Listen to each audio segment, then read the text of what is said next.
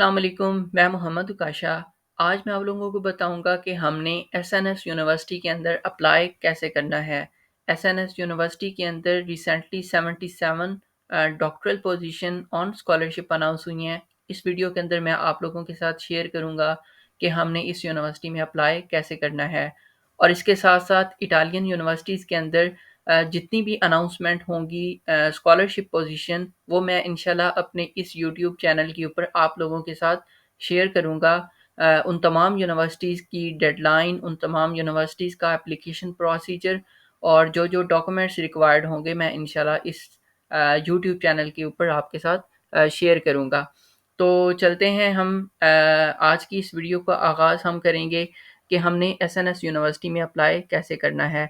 SNS university के अंदर basically 2 faculties हैं। एक हमारे पास आएगी ह्यूमैनिटीज़ और दूसरी हमारे पास फैकल्टी ऑफ साइंसेज़ आएगी, और इसके साथ-साथ आपके पास पॉलिटिकल एंड सोशल साइंसेज़ भी आएँगी।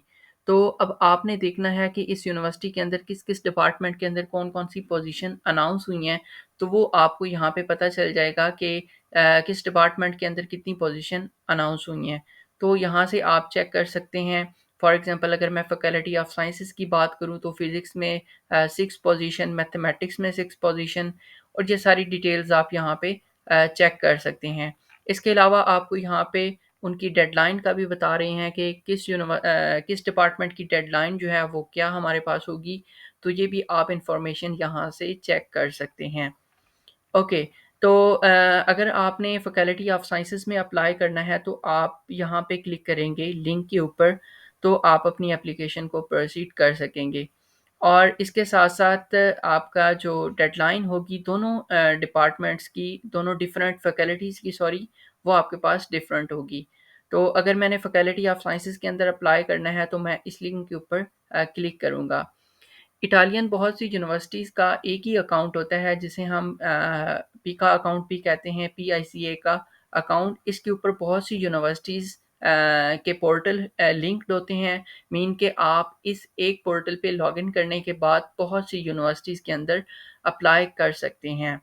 सो फर्स्ट ऑफ ऑल आपने यहाँ पे रजिस्टर करना है। मैंने ऑलरेडी रजिस्टर किया हुआ है, सो मैं यहाँ पे लॉगिन करूँगा। लॉगिन करने के बाद आपने आपके सामने एक वेबसाइट ऐसे ओपन होगी। यहाँ पे आप फर्दर चेक कर सकते हैं कि जो यूनिवर्सिटी ओपन हुई है वो आपकी एसएनएस यूनिवर्सिटी है या फिर कोई और यूनिवर्सिटी है।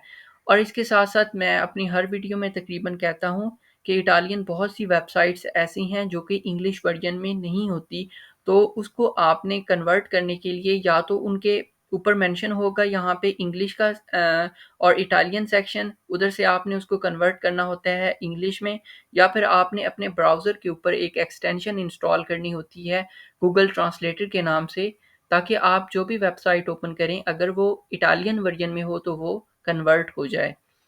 ओके, तो यहाँ पे आपने फर्स्टली आना होता है सबसे नीचे मैनेज योर एप्लीकेशन पे। यहाँ पे आपको वो बता रहे हैं कि इस यूनिवर्सिटी की आपके पास डेडलाइन्स क्या हैं।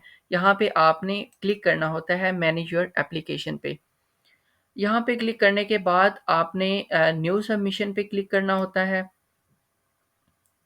ओके, न्यू सबमिशन के बाद आपके सामने 7 डिफरेंट पेजेस होंगे।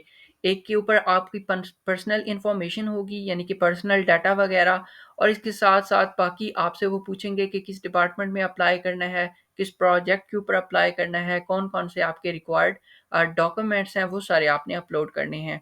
सो मैं पर्सनल डाटा पे जब मैं क्लिक करूँगा, तो मैंने अपने पर्सनल डाटा में सबसे पहले आपने अपना नाम एंटर करना होता है। नाम के बाद आपने जेंडर, डेट ऑफ बर्थ, इसके अलावा आपने अगर इटालियन फिजिकल कोड आपके पास है तो वो आपने मेंशन करना है। अगर आपने रिसेंटली किसी भी और यूनिवर्सिटी में अप्लाई किया है तो आपके पास जनरेट हो जाएगा।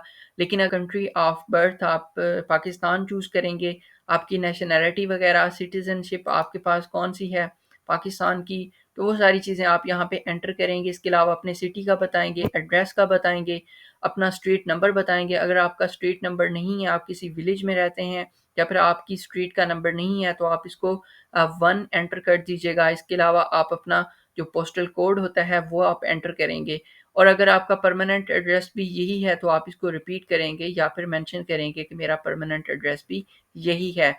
नीचे ये कुछ डिक्लेरेशंस होती हैं, इनको आपने चेक इन कर देना होता है और इसके बाद आपने फर्दर नेक्स्ट करना है। ओके, सारी इन्फॉर्मेशन एंटर करने के बाद आप सेकंड पेज पे आएंगे तो यहाँ पे भी कुछ डिक्लेरेशंस होती हैं, इनको आप चेक इन करें और चेक इन करने के बाद आप नेक्स्ट इसको प्रोसीड करेंगे। ओके, थर्ड पेज पे आने पे ओके, थर्ड पेज पे वो आपसे पूछेंगे कि आपको इंग्लिश लैंग्वेज किस लेवल तक आती है, वो आपने मेंशन करना है। और इसके साथ साथ वो इटालियन लैंग्वेज का पूछेंगे, ये किस लेवल तक आती है, तो ये भी आपने मेंशन करना है। इसके साथ साथ फिर आपसे वो पूछेंगे कि आपने ऑलरेडी पीएचडी जो है वो अ, आपके पास पीएचडी है डिग्री या नहीं है, तो आपने ये बताना है कि not to have obtain the PhD title in Italy, आपने इटली से पहले कोई पीएचडी की पीएचडी डिग्री हासिल नहीं की और इसके साथ-साथ आपने इटली के अलावा भी कहीं से अपनी पीएचडी की डिग्री ऑब्टेन नहीं की, मीन कि आप फ्रेश कैंडिडेट हैं, आप डबल पीएचडी नहीं कर रहे, तो वो आप यहाँ पे इसको चूज़ करेंगे। ओके, इसके अलावा आपसे वो पूछेंगे कि आपको एक्स्ट्रा टाइम चाहिए अपनी पीएचडी कंप्लीट करने के लिए, तो आप इनसे कहेंगे कि नहीं मुझे एक्स्ट्रा टाइम नहीं चाहिए। फिर आप इसको नेक्स्ट करेंगे 4 पेज के ऊपर। ओके, तो यहाँ पे वो आपसे पूछेंगे कि आपने किस फैकल्टी के अंदर अप्लाई करना है। ऑब्वियसली अब मैं साइंसेज़ में अप्लाई कर रहा हूँ तो मैं इसको चूज़ करूँगा। और फिर यहाँ से वो आपसे पूछेंगे कि आपने किस डिपार्टमेंट के अंदर अप्लाई करना है। फॉर एग्ज़ाम्पल मैंने फ़िज़िक्स में अप्लाई करना है, वो मैं चूज़ करूँगा और फिर मैं इसको नेक्स्ट कर दूँगा। तो 5th पेज पे आप इसको सेव एंड प्रोसीड करेंगे। सेव एंड प्रोसीड के बाद आप पेज नंबर 6 पे आ जाएँगे।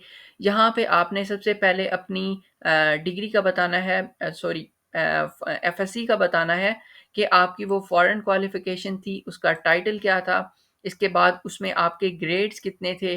ग्रेड्स करने के बाद फिर आप बताएँगे कि आपके किस ईयर की हैं। फॉर एग्ज़ाम्पल अगर मेरी एफएससी जो है वो 2014 की है, तो मैं उसको एंटर करने के लिए यहाँ पे 2013 और साथ में मैं 14 मेंशन करूँगा, ठीक है?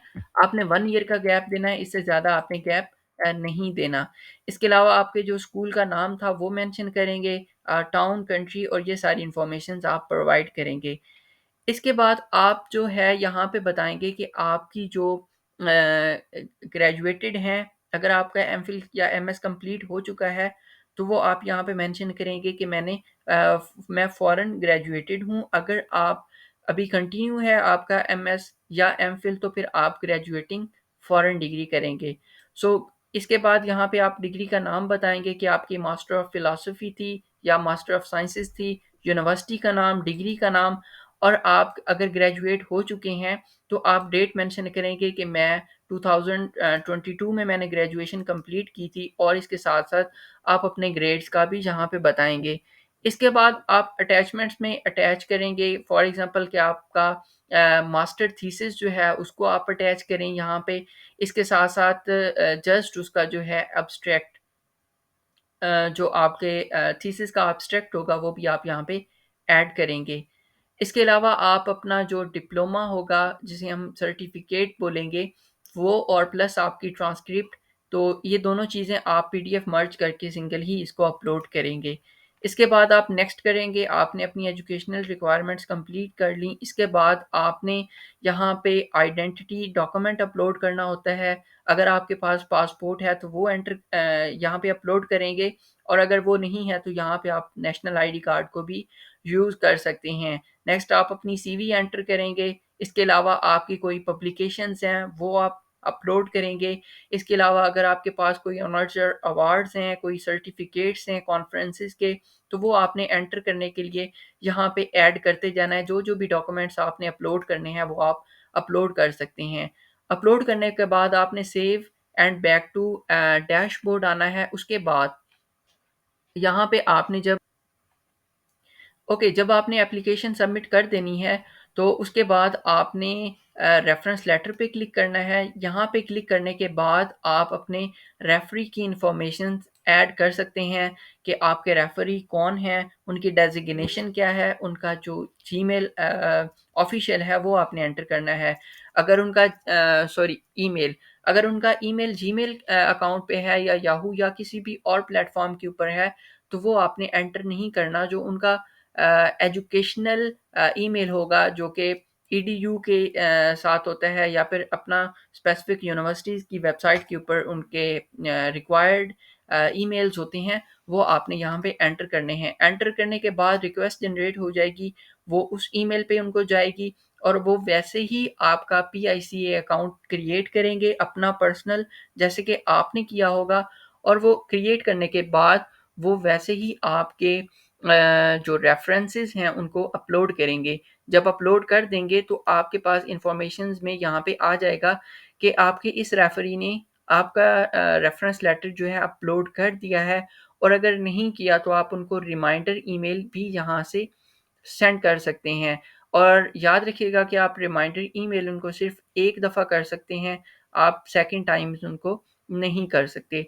तो ये आपकी एप्लीकेशन सबमिट हो गई। और इसके बाद फिर आपने कॉल को रीड करना होता है, यूनिवर्सिटी की वेबसाइट को थॉरली चेक करना होता है कि उनकी अनाउंसमेंट्स कहाँ पे होगी, क्योंकि इटालियन बहुत सी यूनिवर्सिटीज़ ऐसी हैं जो कि आपको वाया ईमेल इन्फॉर्म नहीं करती कि आपके एवेलुएशन मार्क्स कितने हैं या फिर आप यूनिवर्सिटी के इंटरव्यू के लिए शॉर्ट लिस्ट हुए हैं या नहीं।